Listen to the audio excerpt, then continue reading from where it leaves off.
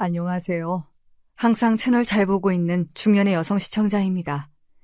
적적할 때나 무료할 때 채널의 영상들을 틀어놓고 사연을 들으며 함께 웃기도 하고 울기도 하며 시간을 보내곤 하는데요. 수많은 사연들이 있지만 그 중에서도 시댁 식구들과의 사이에서 어려움을 겪는 분들이 많잖아요. 저도 비슷한 처지였기에 그런 사연들에 공감이 많이 되었습니다. 인생이 순탄하게만 흘러온 사람이 더 드물겠지만 제 인생에는 참 굴곡이 많았어요. 저는 운 좋게도 사업을 하시는 아버지 밑에서 유복하게 태어났고 어린 시절은 남부러울 것 하나 없이 마냥 행복하게만 자랐습니다. 어머니께서는 젊은 시절 무용수셨고 어머니의 공연을 보고 첫눈에 반하신 아버지께서 오랫동안 어머니를 쫓아다니신 끝에 결혼에 성공하셨다고 했어요. 두 분이 결혼하기까지 참 많은 난관이 있었다고 들었습니다. 어머니께서는 어려운 집안 출신이셨고 모아놓은 돈도 내세울 만한 조건도 하나 없었어요. 그에 반해 아버지께서는 번듯한 집안에서 교육을 잘 받고 자란 외동아들이었습니다. 학창시절부터 전교 1, 2등을 도맡아 하셨고 대학까지 명문학교로 입학하셨어요. 그야말로 미래가 창창한 청년이었고 친할머니께서는 그런 아버지께 어울리는 짝을 찾기 위해 동분서주 노력하셨다고 합니다. 좋은 집안의 아가씨들과 수도 없이 선을 봤지만 아버지께서는 그 여자들을 전부 다 퇴짜 놓으셨어요. 그렇게 친할머니께서 소개시켜주신 좋은 조건의 여자들을 다 마다하고 결혼하겠다며 데려온 것이 어머니였던 것이죠. 친할머니께서는 그런 어머니를 반반한 낯짝 하나로 남자 꼬시는 년이라며 무시하셨고 두 분의 결혼을 결사 반대하셨다고 합니다.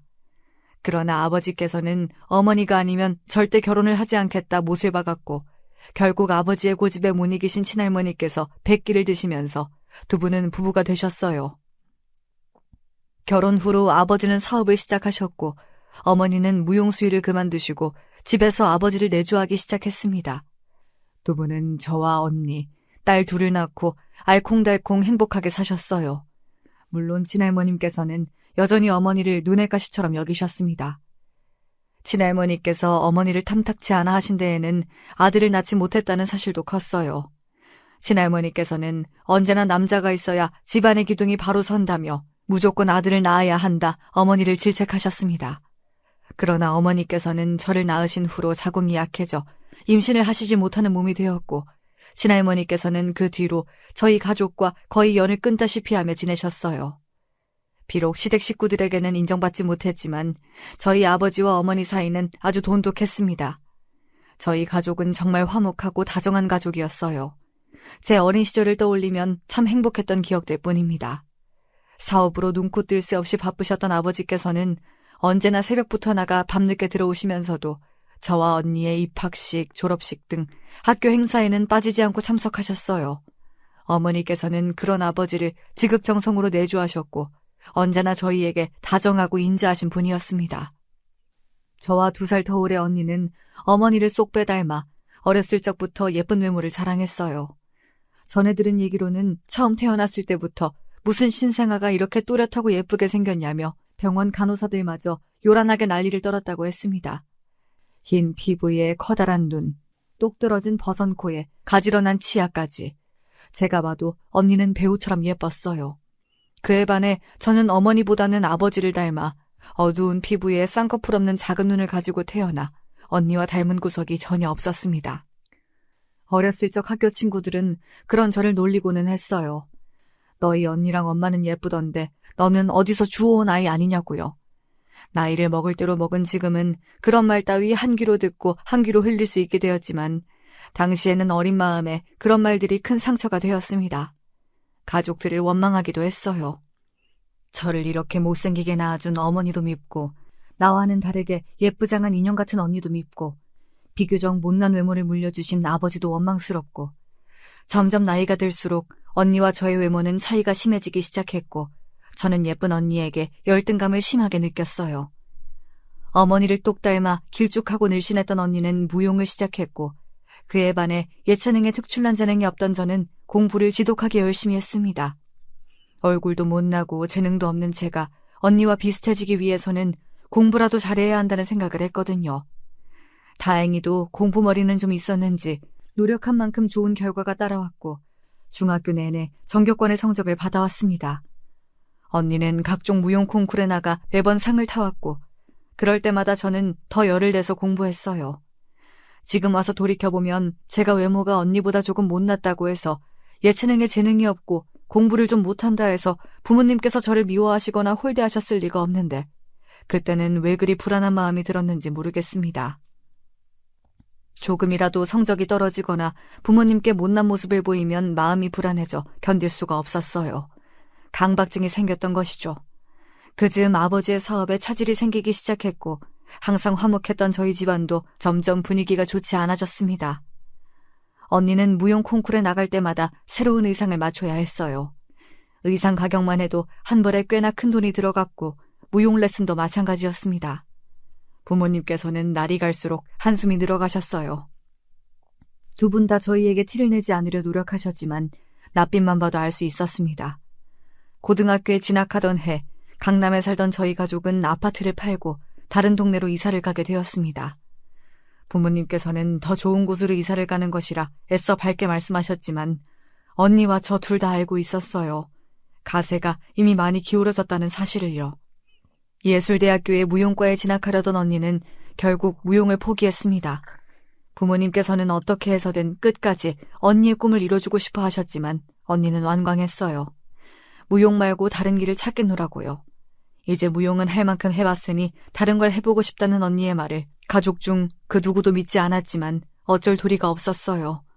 언니가 계속해서 무용을 한다면 다른 가족들이 허리띠를 더욱더 졸라매야 했으니까요. 그렇게 언니는 지방의 한 대학에 장학금을 받고 입학했고 저 또한 장학금을 받고 대학에 들어가기 위해 죽을 똥 살 똥 공부에 매진했어요. 아버지께서는 회사가 잠깐 어려워진 것뿐이라며 곧 예전처럼 돌아갈 수 있을 것이라 말씀하셨지만 사업은 잘 풀릴 기미가 전혀 보이지 않았습니다. 생전 말싸움 한번 하시지 않으시던 두 분이 언성을 높이며 다툼을 하시기도 하고 늦은 새벽 아버지 혼자서 부엌 테이블에 앉아 술을 드시기도 했어요. 그 뒷모습이 참 쓸쓸하고 고독해 보였던 기억이 납니다. 그러던 어느 날이었습니다. 그날은 유독 추운 겨울날이었어요. 늦은 시간 야간 자율학습을 마치고 집으로 돌아오는데 어머니께 전화가 왔습니다. 평소에도 종종 늦은 시간에 홀로 하교를 하는 제가 걱정되어 연락을 하시곤 했기에 별 생각 없이 전화를 받았어요. 어머니께서는 몹시 경황 없는 목소리로 제게 어디냐 물어오셨고 의아함을 느끼며 집 앞이라 답했습니다. 그러자 어머니께서는 서둘러서 집에 들어오라며 병원에 가야 한다고 말씀하셨어요. 갑자기 무슨 병원인가 싶어 왜 병원에 가야 하냐 물으니 아버지께서 사고를 당해 병원으로 실려가셨다고 하더군요.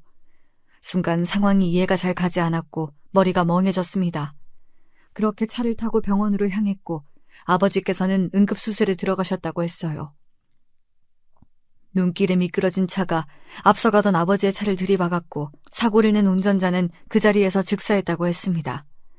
아버지께서는 큰 수술을 받으셨고 천만다행으로 목숨은 잃지 않으셨지만 사고 이후로 식물인간이 되셨어요. 당연히 위태롭던 사업은 완전히 망해버렸고 간신히 유지되고 있던 저희 집안도 가파르게 기울어지기 시작했습니다. 처음에는 그 모든 일들이 실감이 나질 않았어요. 금방이라도 아버지께서 병상에서 일어나 언제 아프셨냐는 듯 예전처럼 멀쩡히 걸어다니실 것 같다는 생각이 들었습니다. 그러나 그런 일은 일어나지 않았어요.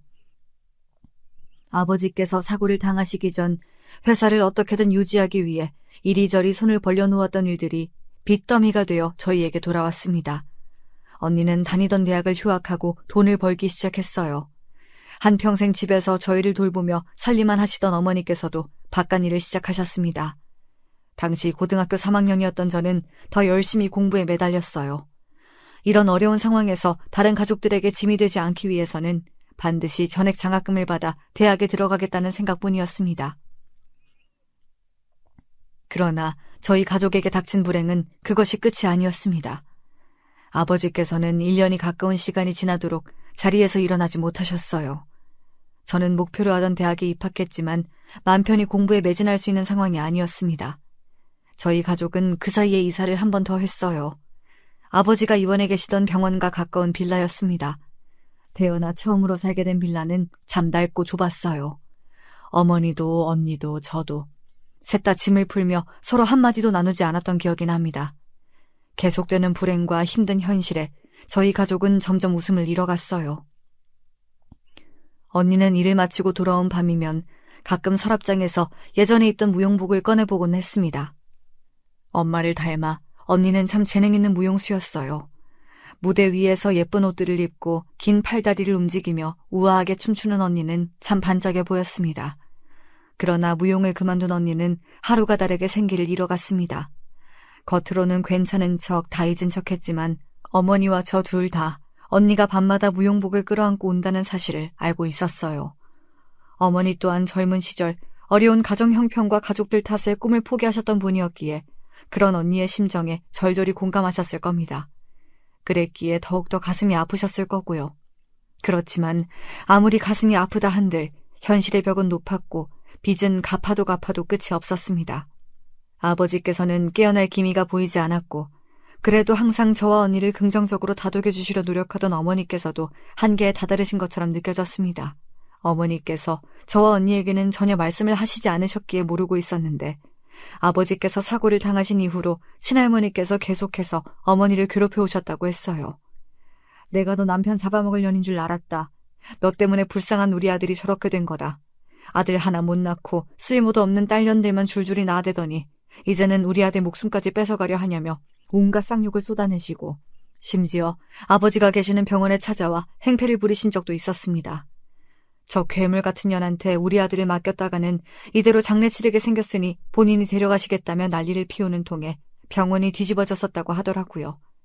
그 과정에서 머리채도 뜯기고 뺨도 맞고 오죽하면 간호사들이 달려들어 말릴 정도였다고 했으니 아무리 피는 물보다 진하다지만 저는 친할머니께 아무런 애정도 존경심도 가지지 못했습니다. 제 눈앞에서 어머니께 그런 식으로 폐악질을 하시는 모습을 봤다면 참지 못하고 소리를 질렀을지도 모르겠습니다.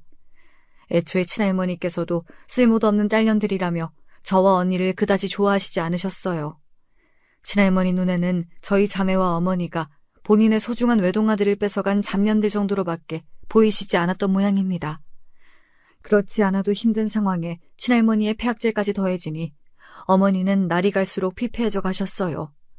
고왔던 피부는 푸석푸석해지고 잘 관리되었던 결 좋은 머릿결은 수분을 잃은 지 오래였습니다. 보기 좋았던 미소와 언제나 기품이 흘러넘쳤던 태도도 다 옛말이었어요. 예쁘장하기로 유명했던 언니도 외모를 가꿀 겨를이 없다 보니 평범한 여자처럼 변해가더군요. 그 즈음 언니는 살기 힘들다, 다 포기하고 싶다, 옛날로 돌아가고 싶다. 그런 말들을 자주 했던 것 같아요. 그때는 그게 그저 습관처럼 하는 말이라고 생각했습니다. 주변 사람들을 돌보기에는 저도 너무나 지쳐 있었고 그런 부정적인 말들을 듣는 것 자체가 힘들었기에 애써 모른 척했던 것일지도 모르겠어요. 아버지께서 쓰러지신 지 2년이 흘러가던 어느 겨울날 언니는 저희 가족의 곁을 영원히 떠나버렸습니다. 언니가 다니던 회사 건물 옥상에서 몸을 던졌어요. 병원으로 실려가 보지도 못하고 그대로 눈을 감았습니다. 언니는 유서 한 장 남겨놓지 않고 세상을 떠났어요. 어머니께서는 실신할 때까지 우시다 깨어나시면 또 울고 실신하기를 반복하셨습니다. 언니와 생전 마지막으로 나눴던 대화는 아주 평범한 말이었어요. 오늘도 야근하냐, 저녁은 먹었냐, 이번 주말에는 오랜만에 외식하러 나가자, 언니가 좋아하는 생선을 먹으러 가자 말했고 언니는 좋다고 답했습니다. 그렇게 저와 아무렇지도 않게 대화를 나눠놓고 그날 밤 회사 건물에서 그런 선택을 한 거예요. 참 믿기지가 않더군요. 왜 그래야만 했을까? 뭐가 그렇게 힘들었을까? 그래도 언니 곁에는 저와 어머니가 남아있는데 남은 가족들은 어떤 심정으로 살아가라고, 어떻게 버티라고. 언니가 너무나 원망스럽고 미웠어요. 어렸을 적부터 언니는 언제나 제게 동경의 대상이었습니다. 어린 제 눈에 언니는 항상 예쁘고 사랑스럽고 멋있고 자랑스러운 사람이었어요. 그래서 그런 언니를 질투하고 열등감을 느꼈는지도 모르겠습니다. 언제나 죽을 만큼 공부를 열심히 했던 것도 전부 언니와 비교해서 더 못난 사람이 되고 싶지 않다는 생각 때문이었어요. 집안이 기울어지며 언니가 무용을 하지 못하게 되었을 때 안타깝긴 했지만 저는 솔직히 언니의 심정에 깊게 공감하지는 못했습니다. 세상에는 무용 말고도 다른 길이 많고 제가 생각하는 언니는 다른 일들도 전부 잘해낼 것 같은 팔방미인이었거든요. 그래서 무용을 그만둔 언니가 그렇게까지 비참한 마음으로 지내고 있으리라고는 생각조차 하지 못했습니다. 힘들다, 그만두고 싶다, 포기하고 싶다. 습관처럼 했던 말들도 그저 아무 생각 없이 뱉어내는 것들이라고만 생각했어요. 남들도 다 이 정도는 힘들게 산다고 생각했습니다. 장례식장에서 언니의 영정사진을 바라보고 있자니 마음이 복잡했습니다. 어머니는 주위 사람들이 모두 걱정할 만큼 정말 쉬지 않고 우셨어요. 옆에서 하루 종일 곡소리를 듣고 있으니 오히려 저는 눈물 한 방울 나지 않았습니다. 솔직히 말하자면 당시에는 언니가 제 곁을 떠나서 슬픈 마음보다는 원망스러운 마음이 컸던 것 같아요. 너무 무책임하다는 생각이 들었습니다. 아무리 힘들고 괴로워도 어떻게 그런 선택을 할 수가 있는지, 본인이 떠나고 나면 남의 가족들의 심정은 전혀 생각을 하지 못했던 건지, 어머니께서는 언니가 쓰던 물건을 정리하지 못하게 하셨어요. 언니가 무용 콩쿠르에 나갈 때 입던 옷들을 전부 꺼내놓고 방에 걸어놓으셨습니다. 전 그런 모습을 보기가 너무나 불편했어요. 언니가 그립고 보고 싶은 마음은 저 또한 마찬가지였지만 어머니께서 언니의 흔적을 붙잡고 놓지 못하시는 모습을 볼 때마다 가슴 한구석이 너무 아리더라고요. 언니가 세상을 떠난 뒤로 어머니는 더더욱 폐인처럼 변하셨습니다. 일도 전부 그만두시고 하루 종일 병원에서 의식 없는 아버지 곁을 지키셨어요. 어머니께서는 아버지의 침대 앞에 앉아 옛날 이야기를 자주 하셨습니다. 언니가 무용 콩쿠르에 나가 상을 타왔던 일들, 제가 중간고사에서 전교 1등을 해 당당히 시험지를 들고 왔던 날, 가족 모두가 함께 놀이공원에 놀러갔던 기억. 그런 모습을 보고 있자니 마음이 너무나 아프면서 답답했어요. 아버지께서는 언니가 본인보다 먼저 세상을 떠났다는 사실조차 알지 못하고 계시는데, 어머니께서 일을 그만두시면서 저희 가족의 가장은 제가 되었습니다. 불행 중 다행으로 저는 대학을 졸업하자마자 취업을 했어요. 벌이가 그닥 좋은 편은 아니었지만 당장 일할 수 있는 곳을 찾다 보니 선택할 수 있는 곳이 많지 않았습니다. 어머니께서는 그 무렵부터 몹시 심약해지셨고 자주 아프시기 시작했어요. 그럴수록 전 더 단단해져야만 했고 어린 나이에 사회생활을 하다 보니 이리 치이고 저리 치여 점점 무뎌져 갔습니다. 남편과 만나게 된 것이 그 즈음이었어요. 남편은 저희 회사 거래처의 직원이었습니다. 오며 가며 얼굴을 몇 번 마주하니 자연스레 안면을 트게 되었고 가벼운 인사 정도를 나누는 사이였어요. 솔직히 말해서 저는 남편에게 이성적인 관심이 전혀 없었습니다. 남편뿐만 아니라 남자의 관심이 아예 없었어요. 한가롭게 연애하며 개인 시간을 가질 처지가 아니었거든요. 스스로도 딱히 연애하고자 하는 마음이 없기도 했고요. 그런 제가 남편과 결혼하게 된 계기는 단순했어요. 남편은 안정적인 직장을 가지고 있었고 저에게 먼저 호감을 표시했고 제 어려운 집안 사정을 다 알면서도 저와 결혼하기를 원했습니다. 이리저리 따질 것도 없었고 언젠가 결혼은 해야겠다 막연히 생각하며 살아왔기에 적당한 나이에 적당한 사람을 잘 만났다 생각했어요. 남편은 위로 누나가 셋인 막내 아들이었는데 누나들은 모두 결혼에 독립했고 혼자서 시어머니를 모시고 살고 있었어요. 시아버지께서는 남편이 고등학생이었던 시절 병마로 돌아가셨다고 했습니다. 이야기만 들어도 시어머니께서 남편을 끔찍이 아끼시겠다 싶었는데 정확히 예상했던 대로였어요. 남편은 누나 셋의 막내 아들로 태어나 어렸을 적부터 애지중지 왕자님 취급을 받으며 자랐고 시어머니께서는 저희 친할머니처럼 딸보다는 아들이라는 생각을 가지신 분이었습니다. 아들을 낳기 위해 자식을 넷이나 낳으셨고 차별을 많이 하며 키우셨던 모양이더라고요. 처음 인사를 드리기 위해 시댁에 찾아갔는데 시누이들이 한 명도 오지 않았길래 남편에게 이유를 물으니 남편은 누나들이 모두 시어머니와 인연을 끊은 지 오래라고 했습니다. 자세한 사연은 모르겠으나 딸들이 모두 어머니를 외면할 정도면 지독하게 차별을 하셨겠구나 싶었어요. 저도 어렸을 적부터 친할머니께서 어머니를 구박하시는 모습을 보며 자랐고 아들이 아닌 딸이라며 면전에서 면박을 당한 적도 있었으니 대충 어떤 느낌이겠거니 예상이 갔습니다. 처음 만나뵌 시어머니께서는 친할머니와 정말 판박이 그 자체였어요.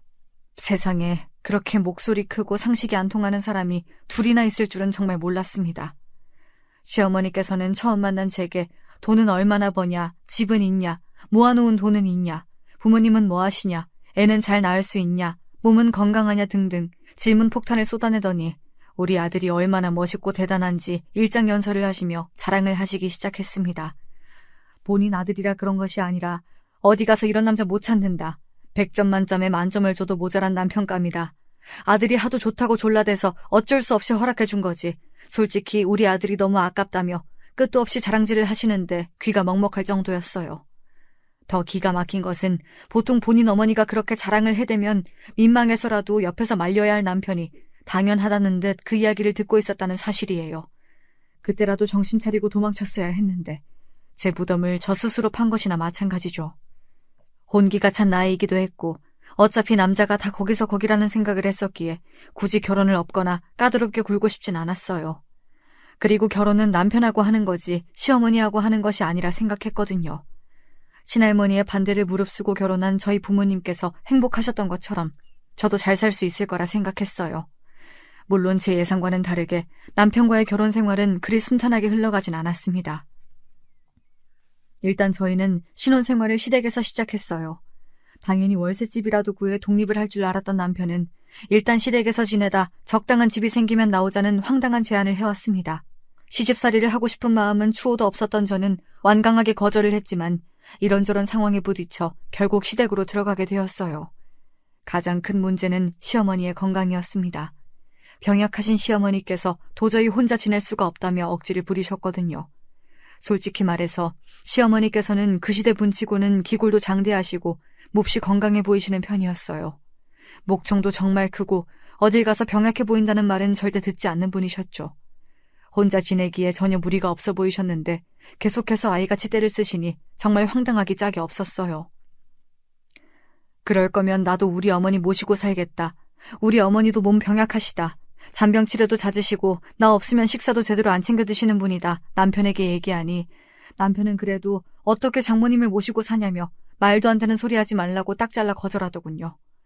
시어머니는 되고 장모님은 안 되는 이유가 뭐냐 따져 물으니 예로부터 원래 여자는 출가 외인이라고 주변을 조금만 둘러봐도 시집살이 하는 여자는 많아도 대릴 사위가 어디 흔하냐며 억지 부리지 말라고 저를 이상한 사람으로 몰아갔습니다. 그러면서 계속 시어머니와 같이 살자는 것도 아니고 1년 정도 적당한 집 구할 때까지 잠깐만 같이 살자는 건데 그게 그렇게 불편하냐며 적반하장으로 구는데 다시 생각해도 참 어처구니가 없네요. 몇 번 더 대화를 시도하다 어차피 말이 통할 것 같지도 않고 더 이상 싸우기도 싫어서 결국 남편 말대로 시댁으로 들어가 살기로 했습니다. 그 후로 시작된 시집살이는 말하지 않아도 대충 예상이 가시겠죠. 그 집에서 보낸 1년여의 시간은 정말 제 인생에서 가장 최악의 시기였던 것 같아요. 시어머니께서는 정말 매사에 너무나 모순적인 분이셨습니다. 시어머니는 제가 항상 완벽한 며느리가 되길 바라셨어요. 회사에 다니면서 돈도 벌어오고 그러니까 시어머니 말 맞다나 밥값도 하고 집안일도 흠잡을 곳 없이 해내길 바라셨습니다. 매일 새벽같이 일어나 시어머니와 남편의 아침밥을 차리고 퇴근하고 돌아오면 저녁밥을 진수성찬으로 차려놓고 설거지, 빨래, 청소, 온갖 집안일은 전부 저 혼자 도맡아 하고 그 와중에 남편이 다음날 입고 나갈 와이셔츠와 넥타이를 골라 정갈하게 다려놓고 걸어놓기까지 시켰어요. 원래는 시어머니께서 다 하시던 일인데 이제 결혼했으니 아내가 해야 하지 않겠냐며 저에게 떠넘기시는데 솔직히 말해서 처음에는 못하겠다고 했습니다. 제가 결혼을 했지 노예가 된 건 아니지 않냐며 남편이나 저나 둘 다 똑같이 직장에 다니는데 왜 저 혼자만 집안일을 도맡아 해야 하는지 모르겠다 말씀드리니 시어머니께서는 길길이 화를 내셨습니다. 어디 여자가 남자랑 같은 선에 맘먹으려 드냐며 아무리 바깥일이 힘들기로서니 아내가 되어서 남편 밥도 안 챙기고 옷도 안 다려놓으면 무슨 쓸모가 있냐 언성을 높이시더라고요. 그 말을 들으니 저도 너무 화가 나서 그럼 원하시는 대로 회사 그만두고 하루 종일 집에서 내조만 하겠다 하니 그건 또 안 된다 하시며 어디서 본인 아들한테 빌부터 살려 하냐 밥값은 해야 될 거 아니냐 성을 내셨습니다. 이래도 문제 저래도 문제인데 어떻게 하든 시어머니의 입맛에 완벽히 맞출 순 없으니 매일같이 갈등이 일어났어요. 그 와중에 남편은 중간에서 그 어떤 역할도 하지 않았고요. 저희 부모님께서 친할머니의 반대에도 불구하고 행복한 결혼 생활을 하실 수 있었던 것은 전부 아버지 덕이었다는 것을 그제서야 깨달았습니다. 남편은 지독한 마마보이였어요. 마마보이라는 단어 알고 계시나요?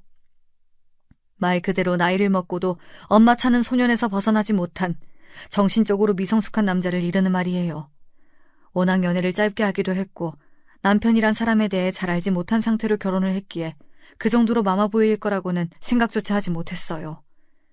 결혼 전에는 하나부터 열까지 시어머니께서 전부 남편의 뒤치다꺼리를 해주셨다는데 거짓말은 아닌 것 같았습니다. 남편은 혼자서 할 줄 아는 일이 아무것도 없었어요. 어렸을 적부터 얼마나 예쁨 받으며 자랐으면 이 정도로 생활력이 없을 수가 있는 건지 기가 찰 지경이었습니다. 제 손으로 본인 속옷 한번 빨아본 적이 없다고 하더라고요. 30이 넘는 나이에 설거지 한번 해본 적이 없었고 식탁에 생선이 올라오면 항상 시어머니께서 남편의 생선을 발라주셨습니다. 남편은 그런 시어머니의 행동을 당연하게 생각했고요. 솔직히 다른 건 다 그렇다 치더라도 30이 넘는 아들의 반찬을 일일이 발라주고 챙겨주는 행동은 좀 징그럽게 느껴졌어요. 남편이 매운 것을 잘 못 먹는 편인데 매운 음식이 반찬인 날에는 시어머니께서 그 반찬을 일일이 물에 씻어서 남편 밥그릇 위로 올려주셨습니다. 처음 그 모습을 보고는 정말 경악을 했어요. 무슨 5살짜리 아이도 아니고 평생을 저렇게 자라왔으니 혼자서 할 줄 아는 게 없는 것도 당연하다는 생각이 들었습니다. 아까 시어머니께서 매사에 모순적으로 행동하셨다고 말씀드렸던 것 기억하시죠? 시어머니께서는 본인이 하시는 일에 항상 너그럽고 관대하시면서 제가 하는 일에는 그렇게 깐깐하고 까다로우실 수가 없었습니다. 대표적으로 집안일이 그랬어요. 아무래도 계속해서 회사에 다니며 집안일을 하다 보니 놓치는 부분도 많고 완벽하게 해내기가 어려웠습니다. 시어머니께서는 매 끼니마다 반찬을 그때그때 만들어 밥상에 올리길 바라셨지만 현실적으로 그러기가 쉽지 않잖아요. 국 같은 경우에는 미리 끓여놓고 소분해뒀다가 전자레인지에 돌려 먹을 때가 있었는데 시어머니께서는 그럴 때마다 방금 끓인 국이 아니면 드시지 않겠다며 억지를 부리셨습니다. 마음 같아서는 그럼 드시지 말라고 국을 확 엎어버리고 싶은 심정이었지만 그랬다가는 뒷일이 걱정이라 속으로만 삭혀냈습니다. 요리뿐만 아니라 청소나 빨래도 마찬가지였어요. 제가 보기에는 아무런 문제가 없는 정도였는데 시어머니께서는 매일 트집을 잡으시며 청소기 제대로 안 되어 있다, 빨래에서 쉰냄새가 난다며 말도 안 되는 시비를 걸고 괜히 일을 2번씩 시키셨어요. 남편에게 빨래에서 냄새가 나냐 물어보면 괜찮다고 하는데 꼭 시어머니께서만 수건에서 냄새가 난다 난리를 치시더라고요. 결국엔 못 참고 그렇게 제 집안일에 불만이 많으시면 하루 종일 집에 계시는 어머님께서 좀 하시라 말씀을 드렸더니 역시나 펄펄 뛰셨습니다. 멀쩡한 며느리 들여놓고 집안일하는 시애미가 어딨냐며 제대로 하는 것이 없어 지적질 조금 했다고 그게 그렇게 듣기 싫었냐 화를 내시기에 말싸움하기도 싫고 이제 더는 스트레스 받기도 싫어. 아무튼 이제부터 어머님이 집안일을 다 하시든지 아니면 제가 하는 일에 아무런 불만도 말씀하시지 말라 으름장을 놓았습니다. 전 당연히 이제부터 불만이 없어지겠거니 했더니 다음날 시어머니께서 새벽같이 일어나 아침을 차려놓으셨더라고요.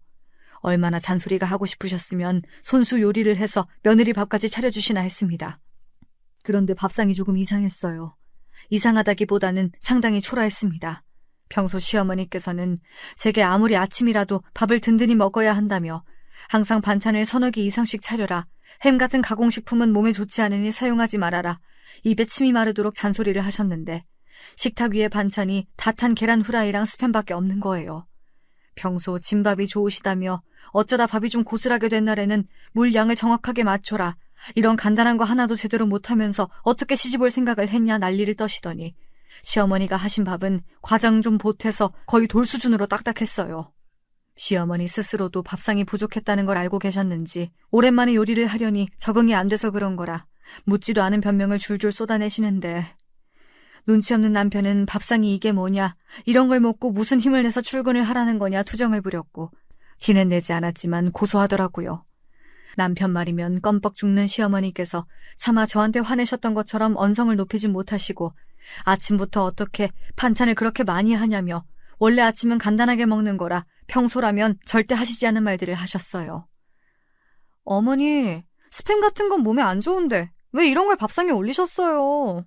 전 너무 짜서 못 먹겠네요. 평소에 어머니께서 하도 가공식품 하시기에 이런 건 입에도 안 드시는 줄 알았어요.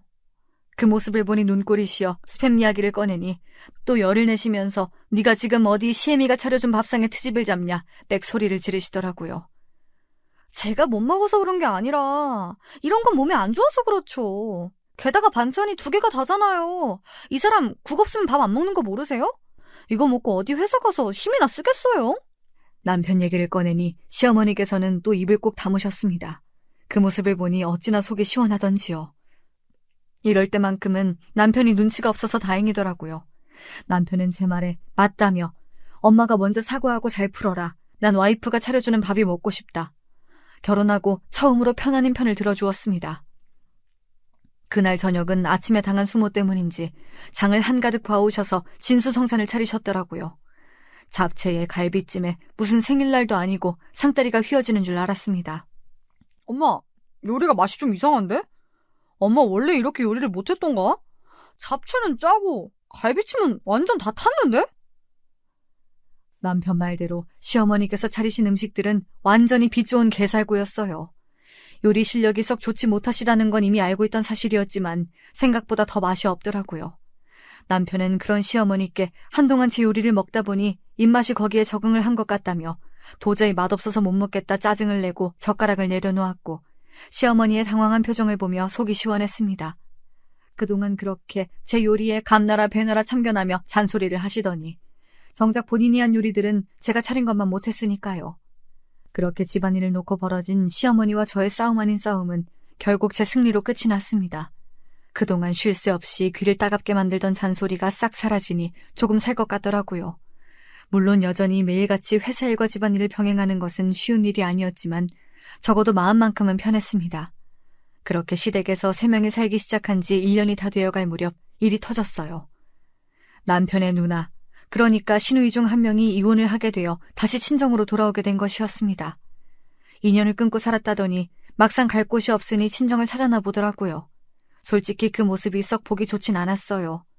성질이 불같은 시어머니 밑에서 차별받으며 힘들게 큰 건 알겠는데 본인이 인연을 끊고 나갔으면 죽이 되든 밥이 되든 평생 그 행동에 책임을 져야지. 본인 힘들다고 얼굴에 철판 깔고 다시 돌아오는 게 너무 모순적이게 느껴지더라고요. 어찌되었든 시누이가 돌아오면서 저와 남편은 미루고 미뤘던 독립을 하게 되었고 그 점에서는 고맙게 생각하고 있습니다. 남편과 저는 시댁 근처에 아파트를 구해 나왔어요. 시댁과의 거리가 도보로 10분 정도밖에 되지 않았기에 시댁과 왕래가 아주 끊긴 것은 아니었지만 확실히 따로 살기 시작하니 얼굴 볼 일이 확 줄어들었습니다. 저와 남편에게만 쏟아지던 시어머니의 관심과 잔소리가 시누이에게 분산되니 싸울 일도 줄어들었고요. 한 가지 단점이 있었다면 전에는 드리지 않던 용돈을 드리게 되었다는 사실이었습니다. 따로 나가 사니 잘 챙겨드리지도 못하고 시누이는 마땅한 수입이 없던 터라 어쩔 수 없는 선택이었어요. 남편과 저 둘 다 평범한 월급쟁이라 많이는 챙겨드리지 못하고 달에 100만 원씩 생활비 명목으로 용돈을 보내드렸습니다. 솔직히 전 그 정도도 충분하다고 생각했어요. 저희 친정 부모님께는 따로 돈을 보내드리거나 금전적으로 도움을 드린 적이 한 번도 없었거든요. 그렇게 매달 시댁에 100만 원씩 용돈을 보내드리던 어느 날이었습니다. 오랜만에 어머니께 연락이 왔어요. 그동안 사는 게 바빠 자주 찾아뵙지도 못하고 있던 터라 죄송한 마음이 컸습니다. 전화기 너머에서 들려오는 어머니 목소리가 몹시 떨리고 있었어요. 네 아버지 깨어나셨다. 사고가 난 지 거의 5년 만의 일이었어요. 솔직히 말해서 그때까지 아버지가 깨어나시리란 기대는 전혀 하지 않고 있었습니다. 병원에서는 식물인간 상태로 일정 기간이 넘어가면 다시 정신을 회복할 가능성이 현저히 떨어지고 기적적으로 눈을 뜨더라도 멀쩡한 상태로 눈을 뜨는 것이 쉽지 않다고 했어요. 오랜 기간 병상에 누워 계시는 아버지를 보며 언젠가는 결국 이대로 돌아가시겠지, 그런 생각을 자연스레 가지게 되었고 어머니도 마찬가지였으리라 생각합니다. 그렇지만 아버지께서는 정말 기적처럼 정신을 온전히 회복하셨어요. 오랜 기간 누워 계셨던 탓에 신체적인 능력은 많이 떨어지셨지만 의사소통에 아무 문제가 없었습니다. 언니 소식을 전해 들으신 아버지께서는 말없이 눈물만 흘리셨어요. 병실이 온통 눈물바다가 되었고 그렇게 저희 가족은 아주 오랜만에 재회하게 되었습니다. 아버지가 깨어나신 뒤로 한동안은 정말 정신이 없었어요. 회사일 하랴 집안일 하랴 병원 들락날락거리며 아버지 상태를 확인하고 간호를 돕기도 하고 병원비며 처리할 일이 산더미였습니다. 아버지께서 깨어나셨다는 소식을 시댁에 전해드리니 시어머니께서 가장 먼저 하셨던 말은 "그래서 우리 아들 밥은 잘 챙겨 먹이고 다니는 거냐?" 였어요. 아직도 그 한마디가 생생히 기억나요. 그렇지 않아도 정없는 사이였지만 그 말을 들으니 티끌만큼 남아있던 정도 다 떨어지는 기분이었습니다. 아무리 피가 안 섞인 사이라지만 그래도 며느리고 한 식구인데 시어머니께 저는 그저 본인 아들 뒷바라지하고 내조하는 여자에 불과한 존재 같았어요. 아버지께서는 기적적으로 깨어나시긴 하셨지만 점점 몸 상태가 좋지 않아지셨어요. 아무래도 오래 병상에 누워 계시다 보니 신체 능력이 일반인보다 현저히 떨어지는 상태였습니다. 어머니와 제가 곁에서 정성을 다해 간호했지만 별 소용이 없었고 결국 멀쩡하시던 정신 상태마저 다시 흐릿해지기 시작했어요. 병원에서는 멀쩡히 눈을 뜨셨던 게 기적 같은 일이었다면서 마음의 준비를 하셔야 할 것 같다는 소식을 전해왔고 마음이 참 쓰렸습니다. 어머니께서는 그래도 잠깐이라도 눈을 떴던 것이 어디냐며 본인은 이 정도로도 만족한다 말씀하셨고 저도 마찬가지였어요. 물론 아버지께서 쾌차하셔서 멀쩡히 일어나시면 정말 그것보다 좋은 일이 없겠지만 애초에 큰 기대가 없던 상태였으니까요. 그러던 어느 날이었습니다. 그날도 평소처럼 퇴근한 후 남편 밥을 차려주고 병원으로 향했어요. 아버지께서는 평소보다 비교적 정신이 말짱해 보이셨고 제게 서류 봉투 같은 것을 내미셨습니다. 이게 뭐냐 물으니 제게 줄 것이 있다며 열어보라 하시더라고요. 강남에 건물이 한 채 있다. 어차피 난 살 날이 얼마 안 남았으니 내게 미리 증여해 주마. 나 죽고 나거든 네 엄마 잘 챙기고. 그동안 고생만 시켜서 정말 미안하다. 알고 보니 빈털터리가 된 줄 알았던 아버지 앞으로 강남에 큰 건물이 한 채가 있었던 것입니다. 다 설명하자면 복잡하지만 정말 운이 좋게도 빚쟁이들에게 압류되거나 나라에 빼앗기지 않고 지금까지 온전히 명의를 유지하고 있었던 거예요. 저와 어머니 그리고 언니가 뼈 빠지게 일해 빚을 다 갚은 탓도 컸습니다. 그 서류들을 보는데 정말 믿기지가 않더라고요. 몹시 당황스럽기도 하고 너무나 감사한 마음이었지만 그와 동시에 든 생각은 이 사실을 남편과 시댁 식구들에게 알려야 하나 말아야 하나 하는 고민이었습니다. 상식적으로는 알리는 것이 맞았지만 시어머니께서 이 사실을 알게 되시면 어떤 반응을 보이실지 도저히 예상이 가질 않았어요. 아버지께는 며칠 뒤 상태가 위중해지셔서 다시 중환자실로 돌아가셨고 어머니께서는 그래도 네 남편이고 가족들인데 평생 속이고 살 수는 없는 일 아니냐며 언젠간 알게 될 사실이니 미리 얘기하는 것이 좋을 것 같다 말씀하셨어요. 어머니 말씀대로 지금 당장은 숨길 수 있어도 언젠가는 밝혀질 사실이니 숨겼다가 들키는 것보다는 제 입으로 말하는 편이 나을 것 같다는 생각이 들었고 시어머님께 전화를 드려 아버지께서 가지고 계시던 강남의 건물을 증여받았다는 소식을 전했습니다. 소식을 들으신 시어머니께서는 불이 나게 저희 집을 찾아오셨어요. 놀라실 것이라 생각하긴 했지만 그렇게 한달음에 집에 찾아오실 줄은 정말 몰랐습니다. 시어머니께서는 지금까지 강남에 그런 건물을 가지고 있었으면서 어떻게 이렇게 감쪽같이 본인들을 속일 수 있었냐며 노발대발하셨어요. 그런 시어머니께 저도 아버지께서 강남에 건물이 있으셨다는 사실을 증여받으면서 알게 되었다. 알면서도 속인 게 아니다 말씀드렸지만 시어머니께서는 제 말을 귓등으로 들으시는 듯 했습니다.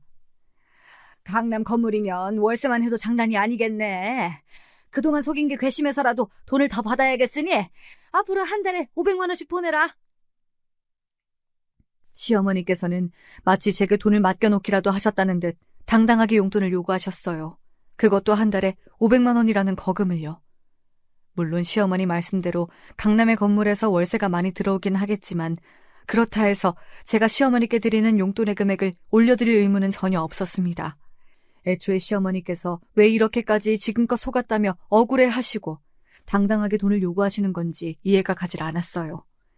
시어머니께서는 지금껏 저를 가족은커녕 거의 밥해주고 빨래하고 청소하는 가정부 마냥 대하셨고 아버지께서 깨어나셨다는 소식을 전해드렸을 때 가장 먼저 하셨던 말이 남편 걱정이었습니다. 그것 말고도 지금껏 제가 시어머니께 당했던 수모를 생각하면 하루 종일 얘기해도 모자랄 정도예요. 당연히 저도 시어머니를 가족처럼 생각하지도 않았고 제가 가진 것을 나눠주고 싶은 일말의 마음도 들지 않았습니다. 그동안 그렇게 저희 가족을 냉대하고 모른 채 하더니 뜯어먹을 것이 생기니 당연히 본인들 목도 있지 않겠냐며 뻔뻔하게 구는 것이 정말 기가 막히더라고요. 전 그렇게 못하겠습니다. 지금 드리는 100만 원만으로도 충분하다 생각해요.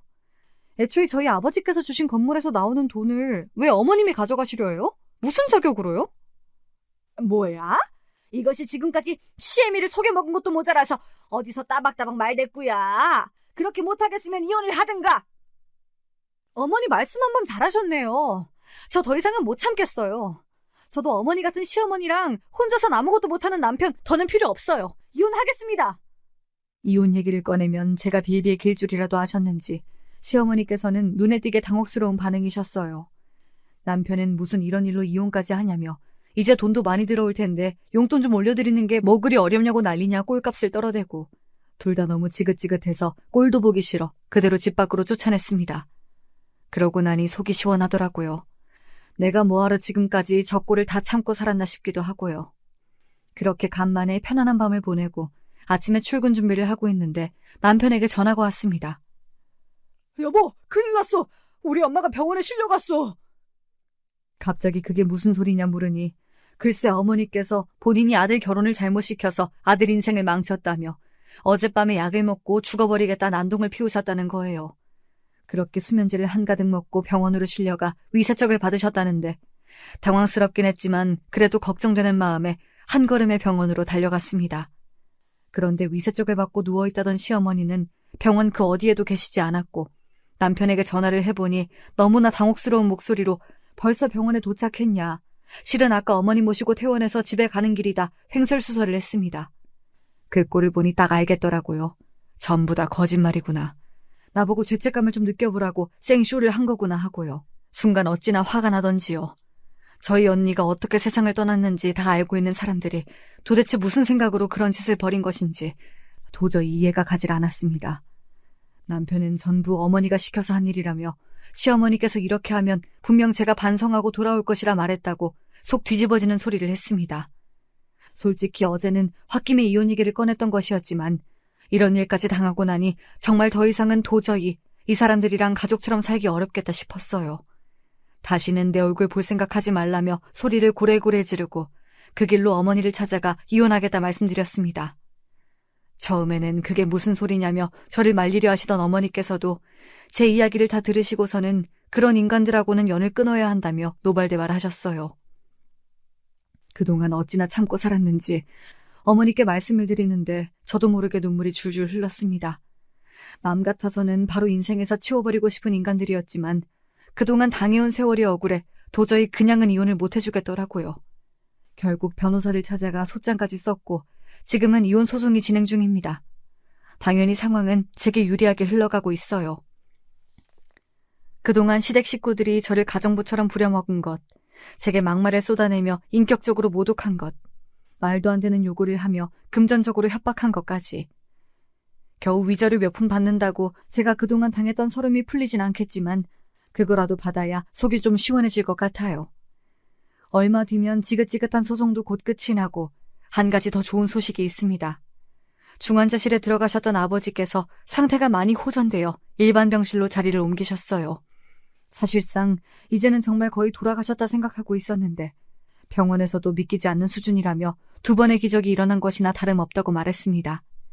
아직 완벽하게 회복하셔서 자리를 털고 일어나신 건 아니지만 일상적인 대화나 생활에는 아무런 문제가 없는 수준입니다.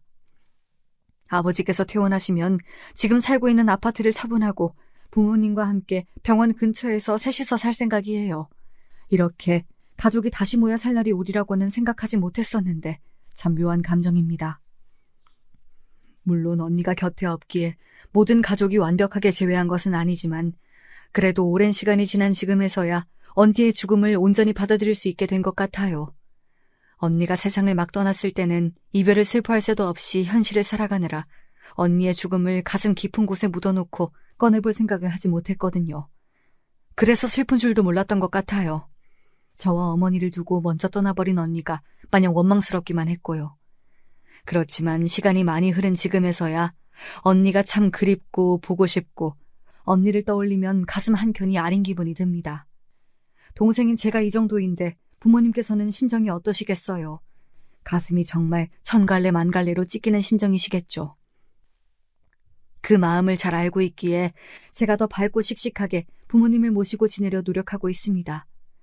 하루하루가 지치고 앞날이 조금 막막해질 때도 있지만 제 인생 이막이 시작되었다고 생각하고 힘내려고요. 구질구질한 전남편과 시댁 식구들을 뒤로하고 한번 사는 인생 더 의미 있게 살아보고 싶습니다. 여기까지 길다면 길고 짧다면 짧은 제 이야기를 들어주신 모든 분들께 감사드립니다.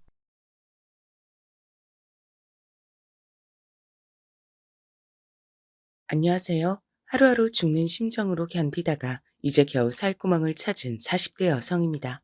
어디서부터 잘못된 건지 모르겠지만 저는 참으로 힘든 인생을 살아왔어요.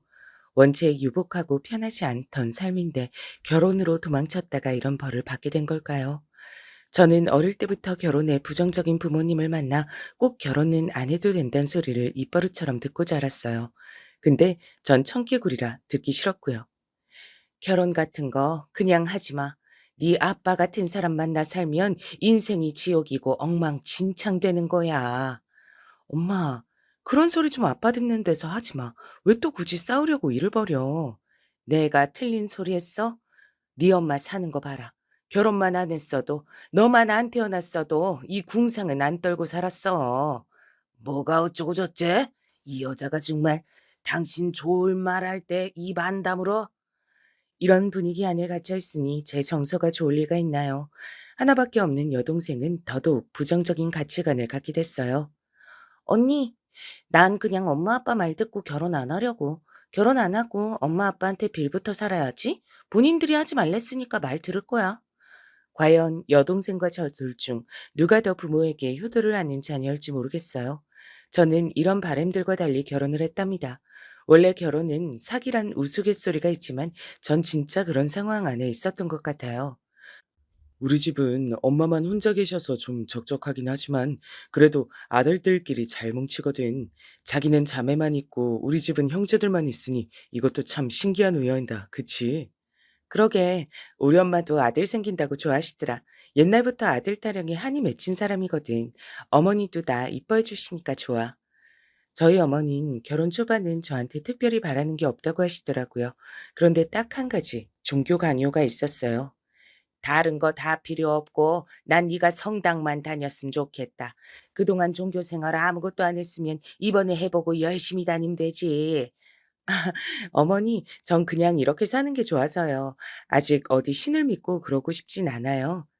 그래?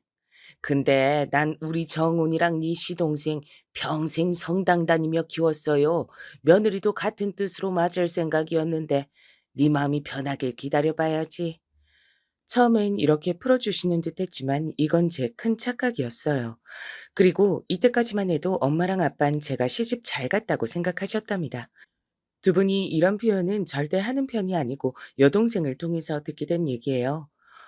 엄마, 그래도 어디 가면 언니 자랑하고 다녀. 돈 있고 건물 있는 홀 시어머니는 시집 갔는데 이쁨 받고 편하게 산다고. 요즘 같은 세상에 서울 신혼집 40평대 얻는 며느리가 어디냐고 말이야. 와, 엄마가 내 칭찬을 다 하고 다니네. 그래, 난 옛날부터 엄마 아빠처럼 천원 한 장에 궁상 떨며 살기 싫었어. 난 완전히 다른 삶을 살 거야.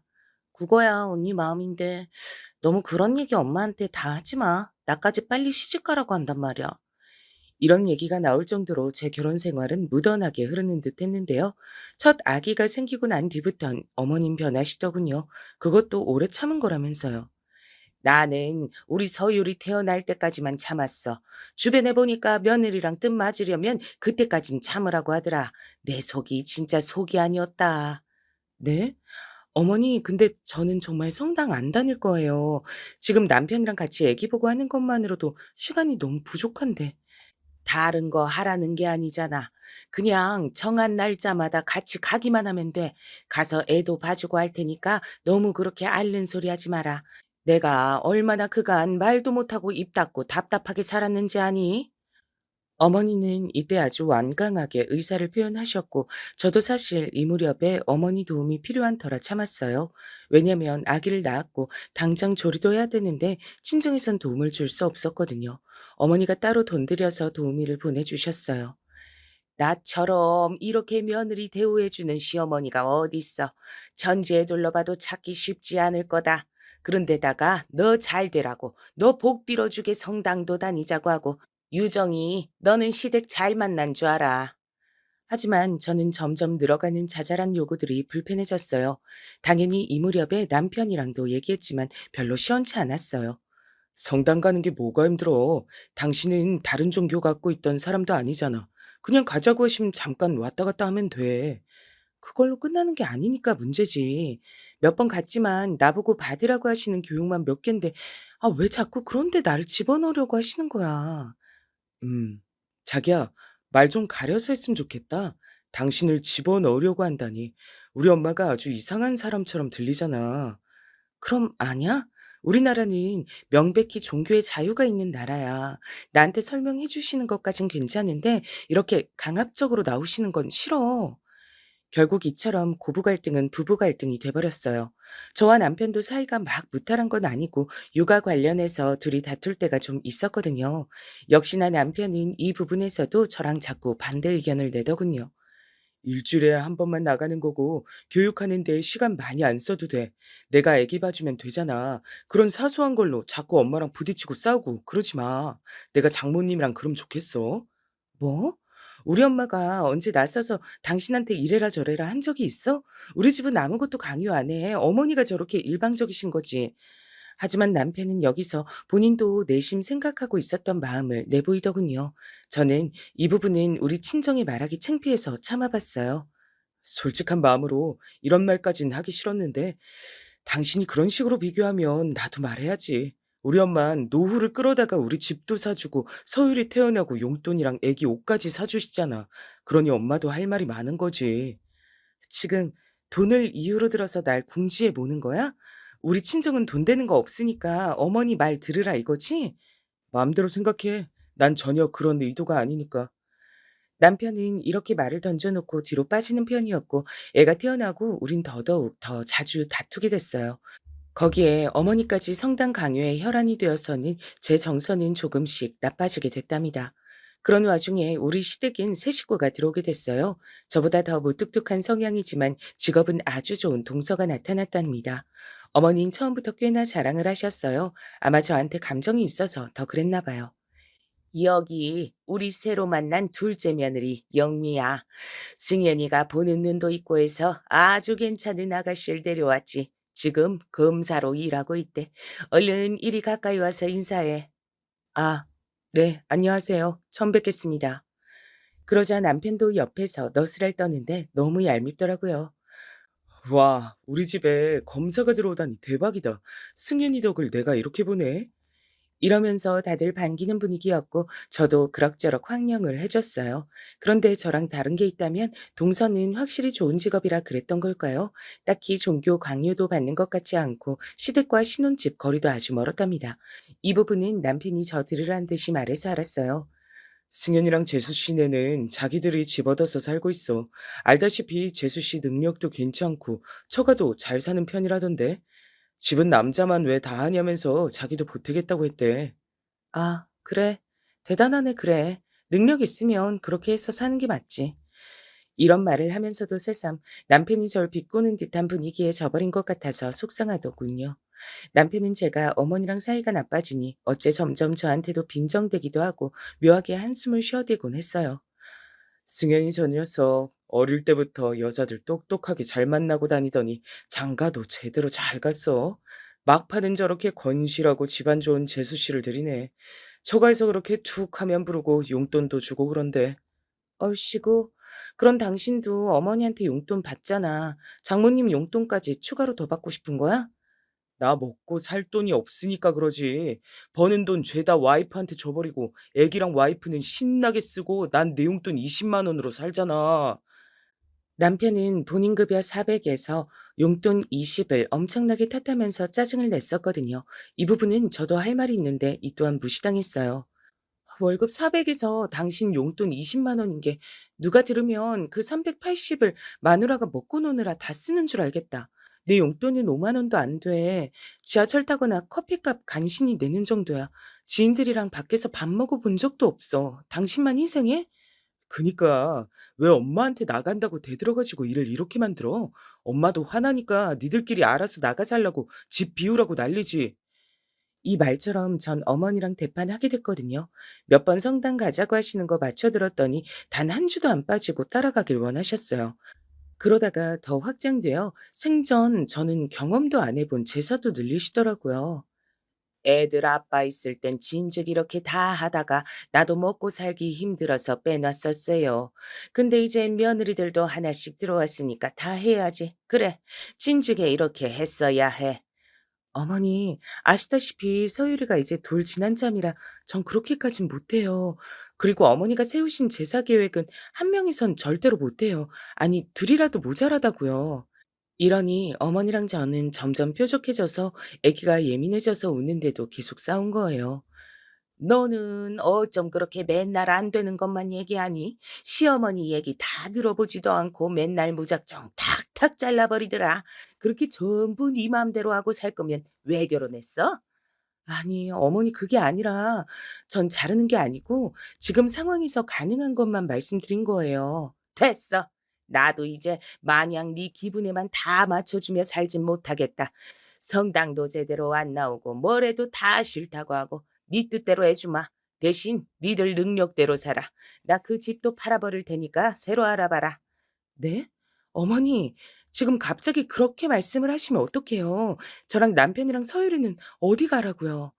니들 거처를 왜 나한테 물어? 니들 능력껏 잘 살겠다며. 받기만 하고 너는 줄을 모르니 그거 보면서 속 터지기 싫어. 노인네를 바보로 하니? 아니, 그럼 당장 지금 어떻게 하라고 하시는 거예요? 우리 세 가족 갈 데도 없는데 이게 그렇게 분풀이로 결정하실 일이 아니잖아요. 그러거나 말거나 어머니는 얘기를 끊어버리셨어요. 화가 난다면서 곧장 가방을 들쳐안고 집으로 가버리신 거고요. 남편을 통해서 통보하셨답니다. 와, 나 진짜 엄마가 이렇게까지 화난 거 처음 봐. 자기 대체 엄마랑 무슨 일이 있었던 거야? 엄마 왜 이래? 조만간 다 짐 빼래. 대출 받아서 살라고 이 아파트는 다시 팔아버린다는데. 이 말을 듣고 착잡해진 저는 도저히 감당이 안 되는 거로 곧장 어머니께 다시 연락을 했는데요. 어머니는 수일간 제 전화를 받아주지 않으셨어요. 몇 번 찾아갔는데도 안 만나주셨고 정말 환장할 노릇이더군요. 저기, 엄마가 화 풀릴 때까지 연락하지 말라네. 오늘 집 앞에 과일 두고 갔다며 당신? 엄마가 그거 옆집 줬다고 이제 그런 거 하지 말래. 집은 하루라도 빨리 뺄 생각하라고 하고. 대체 당신 왜 이렇게 일을 꼬이게 만들었어? 그럼 우리 어떡해? 아니, 사실 이게 진짜 내 탓이기만 한 거야? 하지만 남편은 어머니로부터 어떤 언지를 들었는지 몰라도 제 편이 돼주질 않더라고요. 몰라. 당신이 서유를 재우고 시간 남을 때 부동산 좀 알아보고 해봐. 환장하겠다, 진짜. 결국 분위기는 최악으로 치달아 정말로 우리는 집을 알아보게 됐고 급히 재정도 아끼게 됐고 난리가 났어요. 수개월을 힘들게 살던 중 저는 갑자기 이상한 상황을 하나 발견하게 됐답니다. 여보, 내가 받은 평수 아파트 보냈는데 아직도 메시지 확인을 안 했네. 좀 보라고 했잖아. 몰라. 나 받은 게 없는데. 일단 나 씻고 좀 올게. 전 이때 답답해서 남편이 화장실 들어가면서 던져둔 휴대폰을 잡고 찾아보려는데요. 그 순간 바로 위에 툭 메시지가 뜨는데 이거 앞만 봐도 해독이 어려운 내용인 거예요. 이렇게 왔더라고요. 서율이 아버님, 다음에도 서율이랑 우리 태원이랑 함께 놀면 좋을 것 같은데 시간 언제 괜찮으세요? 태원이가 서율이를 계속 찾아요. 대체 이게 뭔 내용인가 해서 멍하니 있다가 그 톡을 열어서 봤어요. 그런데 몇 마디가 그렇게 길게 나눈 톡방은 아니더라고요. 하지만 결정적으로 제 눈을 강타한 조금 놀라운 사진이 하나 있었어요. 그건 남편이 우리 딸을 안고 어느 키즈 카페 같은 데에서 어색하게 웃고 있고 그 옆엔 고만한 아들내미를 아는 예쁘장한 애기 엄마가 바로 옆에 앉아 V자를 하고 있더라고요. 이게 뭔 사진이야? 언제 이런데? 가만 있자. 애기 옷 사진이. 생각해보니 이날은 제가 어머니를 따라 성당 교육을 받으러 갔던 날인 거예요. 그날 남편이 딸내미를 데리고 공원에 가서 놀아준다고 했는데 그때 찍은 것 같았어요. 근데 뭔가 분위기가 좀 그렇더라고요. 왜 여자들은 알지 않나요? 자기 남편이 뭔가 어색해하는 표정이나 뭔가 해서 여자를 의식하고 그런 얼굴 말이에요. 그 순간 남편이 화장실에서 나오더니 절 보고 화들짝 놀랐어요. 와, 깜짝이야. 당신 왜 화장실 앞에서 뭐야? 뭘 보는 거야? 당신 태원이 엄마가 누구야? 이게 다 뭐야? 뭔 사진인데 이거? 그러자 남편은 제가 크게 확대해서 보여주는 사진에 깜짝 놀라더니 바로 핸드폰을 뺐더라고요. 아, 이거?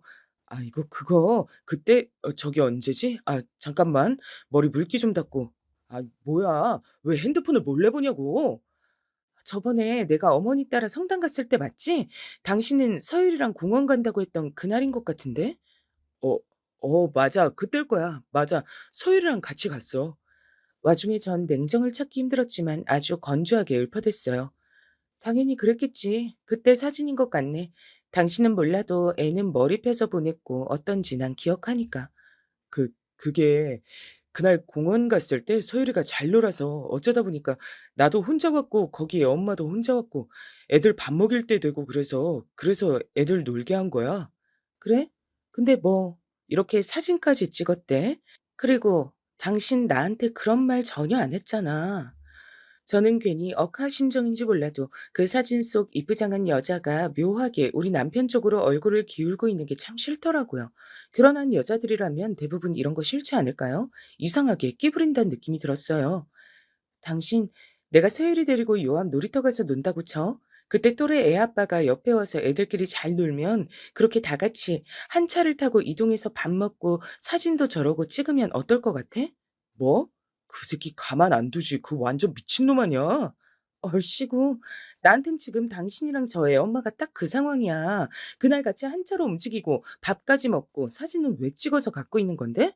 나 못 참겠어. 그 여자 번호 넘겨. 와, 여보, 이거 진짜 애 욕먹이는 거야. 그냥 단순히 같이 밥 먹고 그랬을 뿐이고 그 뒤로 또 본 것도 아니고 진짜 아무것도 아니야. 근데 이렇게 뭐라도 잘못된 것처럼 몰아세워야겠어? 나중에 소율이랑 같이 지나가다가 그 집 또 보면 얼마나 민망하겠어. 누가 뭐래? 뭘 상상하는 거야? 난 그냥 우리 애랑 애 아빠랑 좋은 시간 보내줘서 고맙다고 단돌이 하는 거야. 당신이야말로 꿀릴 거 없으면 번호 내놔. 이리하여 저는 끝내 번호를 받았고 그 애엄마에게 문자로 연락했어요. 남편은 옆에서 저에게 있는 짜증을 다 내고 있었고요. 안녕하세요. 저 서율이 엄마예요. 우리 애아빠랑 서율이랑 차도 태워주시고 밥도 같이 드시고 사진도 예쁘게 잘 찍어주셨다고요. 저희 가족이랑 좋은 시간 보내주셔서 감사해요. 다음엔 저랑도 같이 한번 봬요. 이렇게 무미건조하게 제가 문자를 보내놨는데 나중에 아주 호들갑을 떨면서 답장이 왔더라고요. 근데 웃긴 게 저랑 만나긴 싫어하는 거예요. 어머, 안녕하세요. 서율이 어머니시구나. 그날 서율이 아버님이 우리 태원이랑 저한테 너무 잘해주셔서 감사한 시간 보냈어요. 저도 또 뵈면 좋을 텐데 제가 곧 복직 예정이라 바쁠 것 같아요. 나중에 애들끼리 또 보면 좋겠네요. 그럼 안녕히 계세요. 이렇게 왔으니 짜증이 안 날 수가 있을까요? 분명히 우리 남편한테 단독으로 연락했을 땐 또 보고 싶어 하는 것처럼 문자를 보냈잖아요. 제가 엄마 대 엄마로 보자고 하니까 자리를 훅 피하더라고요. 이때 저는 너무 짜증이 났고 남편은 계속 상황을 회피하다 싸움이 커졌어요. 결국 저는 이 문제를 어머니에게 들고 갔고 어머니는 같은 여자가 보기에도 좀 찜찜한 구석이 있었나 봐요. 간만에 뵙고 그렇게 저한테 차갑게 구시더니 이 내용을 알고서 조금 쩔쩔매시더라고요. 아니 이건 저기 정연이도 뭐 별 생각이 있었겠니? 그냥 애들끼리 좋아하니까 놀라고 한 거겠지. 너도 그렇게 생각하고 말어. 딸내미 데리고 다니면서 설마 헛짓할 생각을 했겠어? 근데 저한테 얘기도 안 해주고 몰래 감사의 선물 메시지 같은 것도 보내고 했더라고요. 회사에서 있던 오만 가지 일은 다 저한테 말하는 사람이 저 얘기를 안 한 게 좀 그렇잖아요. 그러자 어머니는 눈치를 엄청 보시더군요. 아유, 저기 별일 아닐 거야. 내가 장담해. 우리 정연인 절대 여자 문제로 속썩일 애가 아니야. 게다가 봐라. 네가 보여준 이 통 내용만 봐도 저 애 엄마가 해픈 여잔 건지 계속 웃고 먼저 말 걸고 하잖아. 이건 진짜 아무 일도 아니야. 그런 와중에 갑자기 이렇게 말씀을 하시더라고요. 나 안 그래도 지금 좀 심란하다. 승현이네도 안사네 만에 얘기 나오는데 너네까지 이러지 말고 좀 얌전히들 있어. 그리고 걔네 신경 쓰느라 아파트는 아무것도 진행한 거 없어. 그냥 거기들 살아. 싸우지들 말고. 네? 저희 아파트 내놓으신 게 아니었어요? 지금 다 말하긴 속 시끄럽고 일단은 그냥 그런 줄 알아. 싸우지 말고 잘 살라니까.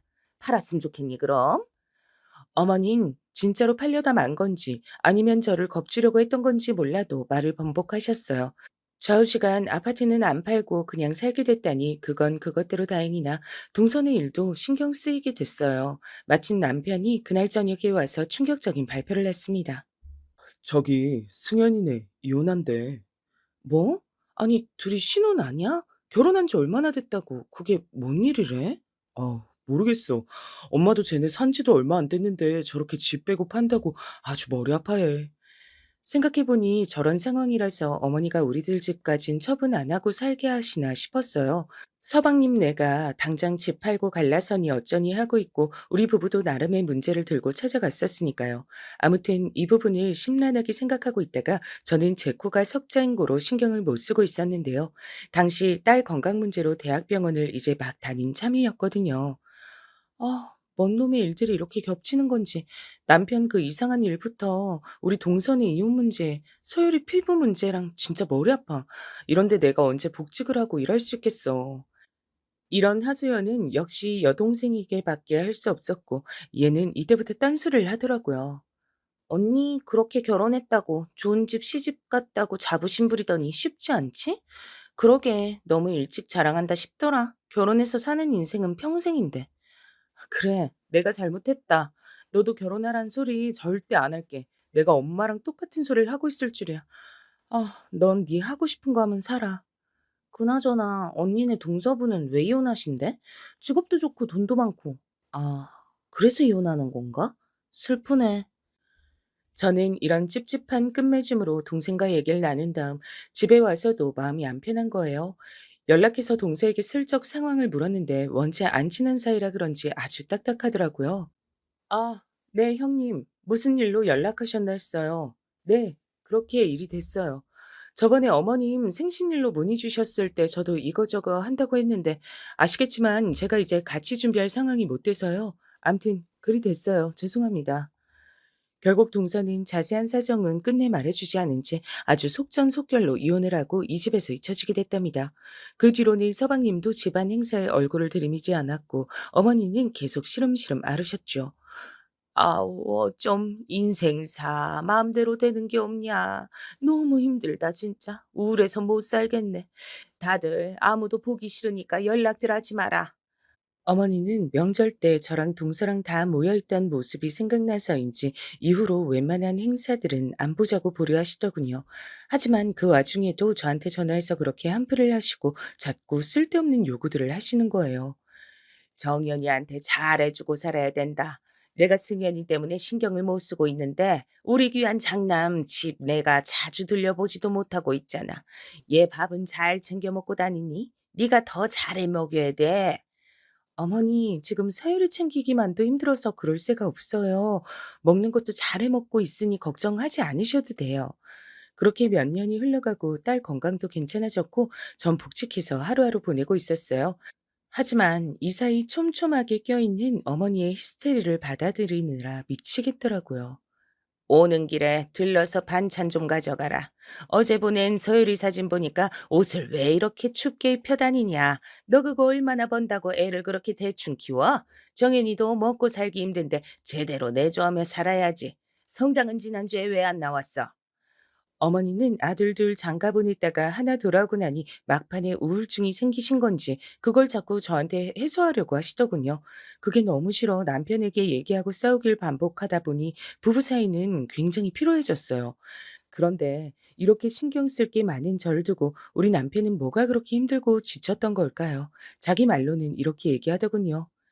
당신이 계속 바쁘다고 하면서 날 혼자 두고 그랬으니까 나도 당신한테 불만 많았어. 내 잘못만 있는 거 아니라고. 전 이런 남편이 너무 어이가 없어 물을 뒤집어 씌우려다 참았어요. 왜냐면 남편은 또 이상한 흔적을 저에게 걸렸거든요. 게다가 이 정도 말이 나오게 된 건 도저히 숨길 수 없게 됐기 때문이에요. 당신은 좀 눈치라도 있어서 뭘 제대로 숨기기라도 하던지 어쩜 이렇게 들킬 일을 저질러?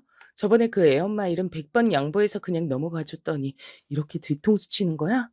그게 진짜 그 이상의 일은 없었다니까. 거래처 여직원이야. 같이 외근 다닌 것뿐이고. 하지만 전 이 말을 믿을 수 없었어요. 왜냐면 남편 핸드폰이 갑자기 바뀌고 차 블랙박스가 삭제되는 등 이상한 낌새가 동시다발적으로 일어났거든요.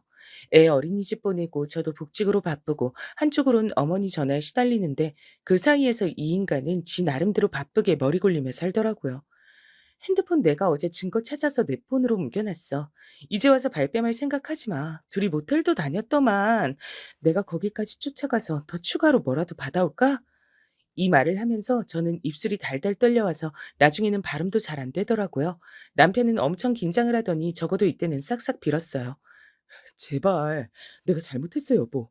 그냥 회사에서 서로 힘든 일 얘기하다 보니까 다시는 안 만날게. 당신도 잊어주라. 내가 서율이랑 당신한테 더 잘할게. 말도 안 돼. 난 어머니한테 이거 알릴 거야. 왜 나만 속 끓여야 돼? 전 그렇게 당당하게 저더러 아들 잘해주라고 요구하시던 어머니에게 이 사실을 알렸고요. 어머니도 제가 증거를 다 드리미니 움찔하시더군요. 아니, 정연이 이 자식이. 아휴, 그래, 알았다. 이게 무슨.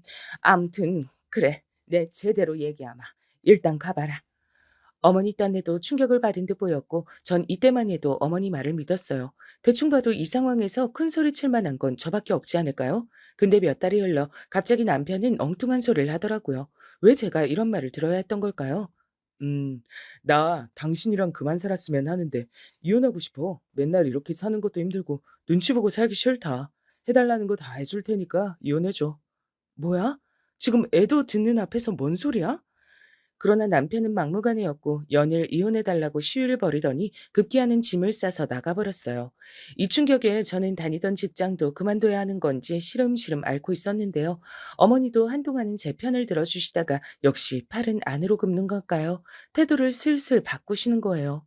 그러게. 내가 너 성당 제대로 안 다닐 때부터 알아봤어. 그니까 이렇게 힘든 일들이 생기는 거 아니냐. 정연이도 너가 자꾸 나랑 부딪히고 하지 않으면 딴 여자 보거나 이혼할 생각 안 했을 거다.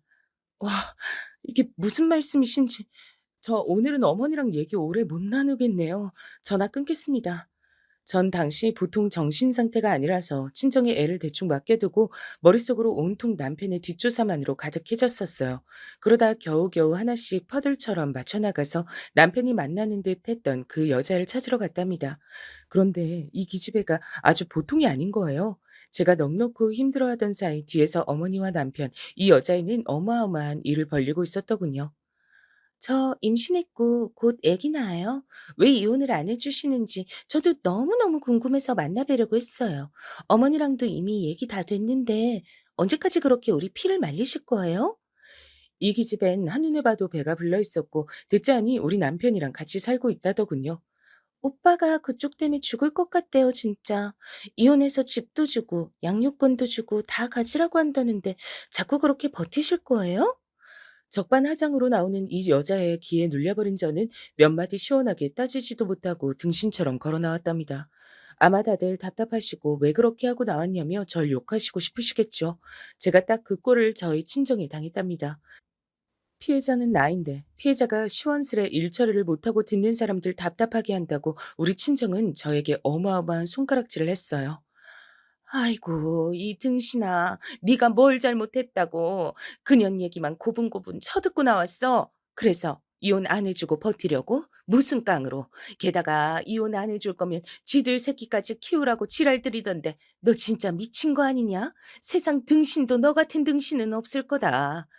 공부 실컷 시켜놓고 없는 형편에 좋은 학벌 만들어놨더니 덜컥 결혼부터 해서 애 낳고 그렇게 지 앞길 지가 꼬내아주 그러게. 그렇게 기우는 결혼하는 거 아니랬더니 굳이 우겨가지고 해놓고서는 애미 애비 가슴에 그렇게 대못을 박냐? 왜 다들 나한테 이렇게들 난리야. 자신 있으면 쫓아가서 사위 멱살이라도 잡고 사돈네 집이라도 뒤엎어. 그럼 내가 당장 어떻게 해야 돼? 이제 막 복직해서 난 돈도 없어. 서율은 어떻게 키우라고. 내가 잘 사는 것 같을 땐 아무 말도 안 하더니 이렇게 힘들어지니까 나보고 등신이라고? 부모가 할 소리야 그게? 전 이 길로 뛰쳐나와 친정과 한동안 연락을 끊었는데 더 기막힌 일이 저에게 찾아왔어요. 그렇게 이혼해달라고 악마처럼 굴던 남편이 얼마간 연락이 없었고 전 남편이 없는 집에 아이와 살며 죽은 사람처럼 버티고 있었는데요. 토요일 오전 9시쯤이었을까요? 저는 사실 그날 날짜까지 다 기억한답니다. 이때 남편이 갑자기 불쑥 들어왔어요. 우리 딸 서유리가 아빠를 놀라서 부르기도 채 전에 남편은 웬 아기를 안아들고 현관에 서 있었어요. 뭐야 당신? 진짜 나 죽는 꼴 보고 싶어? 못 키운대. 그니까 당신이 좀 어떻게 해줘. 뭐라고? 서유리 너 잠깐 방에 들어가 있어. 와 진짜 죽겠네. 사람을 아주 죽어라 죽어라 하는구만. 니들끼리 좋아서 싸질러 놓고 뭐? 그걸 나보고 키워? 니네 돌아버린 거 아니야?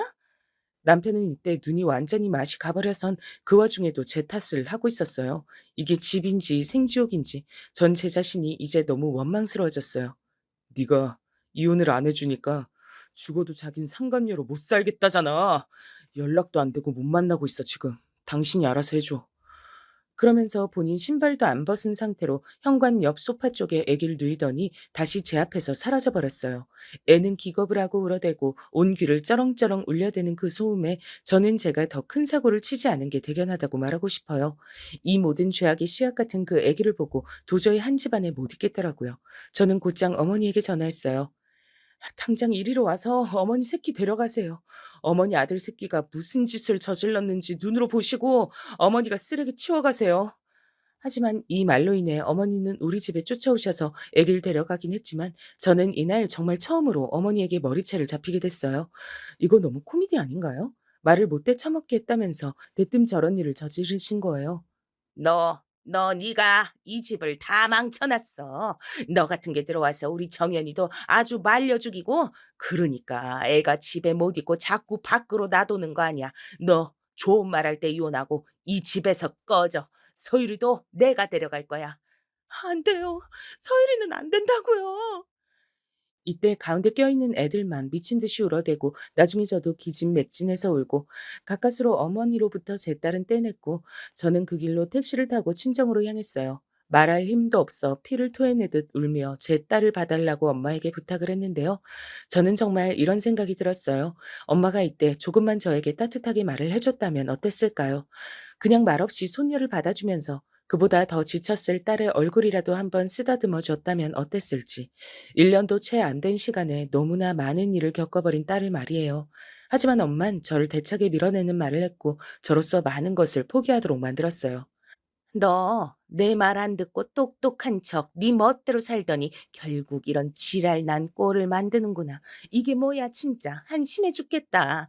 네 새끼 하나 제대로 못 키우고 이렇게 데려와서 환갑 넘은 노친네들한테 맡기고 서방 하나 단속 못 해가지고 혼외 자식을 떠맡어? 내가 안 떠맡았어. 어머니가 데려갔다고 엄마. 나 지금 힘들어. 나 어머니한테 머리채까지 잡혔어. 그만 좀 해. 나 진짜 죽을 것 같아. 아유, 꼴 보기 싫어. 소율인 내가 데리고 있을 테니까 너 어디 가서 머리 좀 식히던지 해. 아유, 속 시끄러워. 좁은 집에 다 같이 부대 끼고 있을 자신 없으니까 일단 너는 좀 나가라고. 그러면서 엄마도 저를 쫓아내다시피 했고 저는 그 길로 터덜터덜 나왔어요.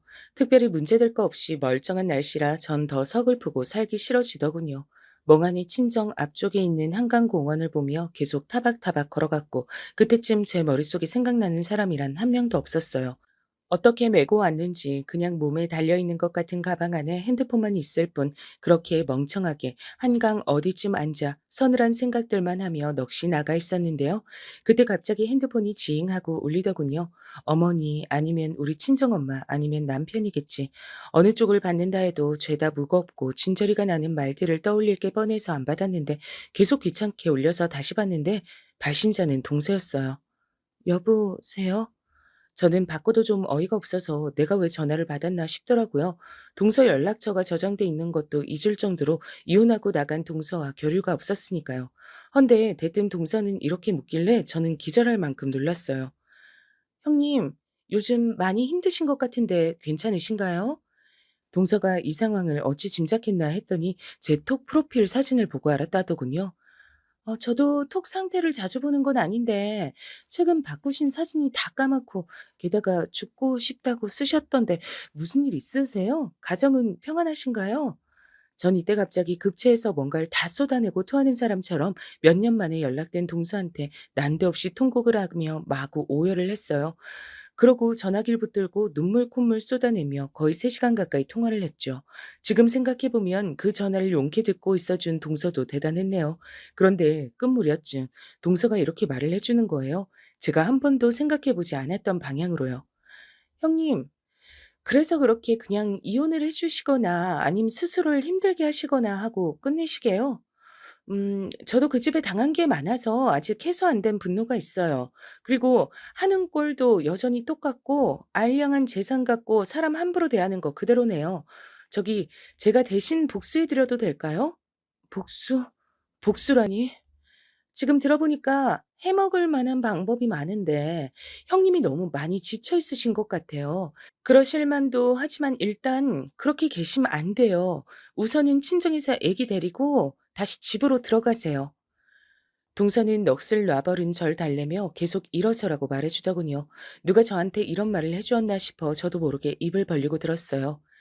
저는 우라랑 화병 이런 거 생기는 거 결국 본인 잘못이라고 생각해요.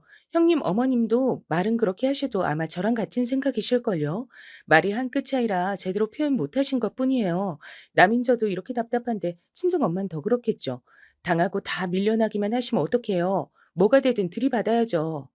아, 당하고 싶어서 당하는 사람이 어딨어.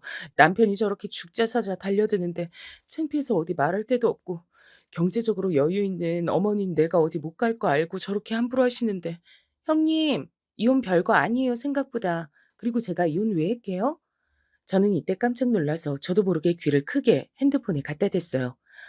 진짜 어이가 없고 웃겨 죽겠는 게요. 그 사람 그 전 여자랑 계속 만나고 있던 걸 저한테 걸렸어요. 어쩜 아주버님도 그 인간 형이란 사람도 형제가 그리 쌍으로 똑같아요? 어머님 대처도 너무 판에 박은 듯 똑같아요. 이 부분에서 그냥 손이 스르륵 올라가 입을 막게 되더라고요. 동서는 쭉 이어서 말했어요. 하지만 제가 어떻게 할게요?